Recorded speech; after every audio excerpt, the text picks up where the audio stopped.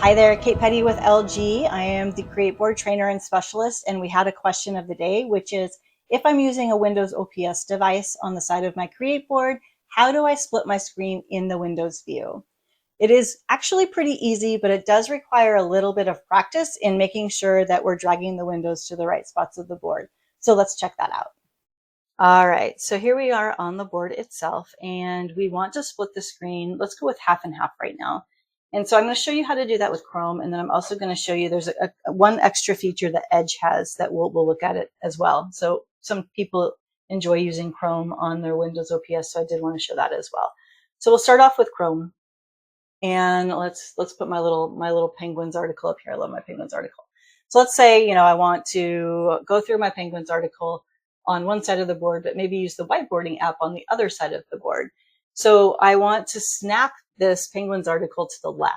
What I'm going to do is minimize the screen.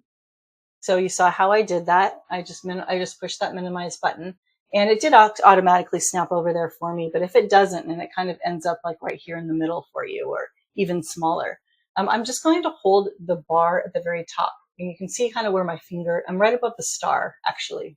So if you see the kind of that gray bubble that's moving, that little X that I keep bringing out, I'm going to hold the purple bar above that star, and I'm going to drag it from one way to the other. And if I drag it up to the left, my finger right now is touching the frame of the CreateBoard and the display at the same time. So that's how far over I've moved it. And you'll see that it's asking me, it's giving me that kind of shadow for a quadrant.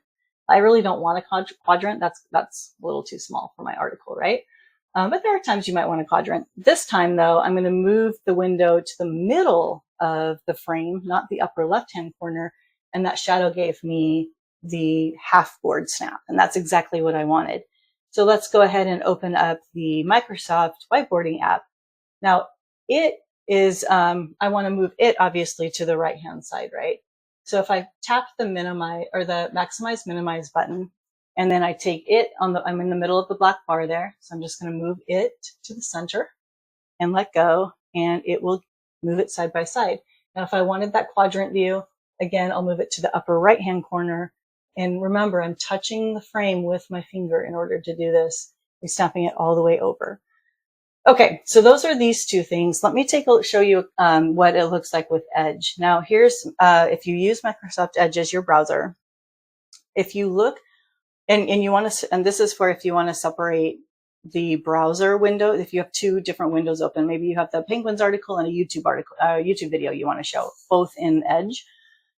You're going to look at the URL bar. At the right-hand corner of the right-hand part of the URL bar is a star, and just outside the star is a puzzle piece. And next to the puzzle piece is this this icon right here. It's kind of a square with a line through it. That actually is asking you if you want to split the screen right here in Edge.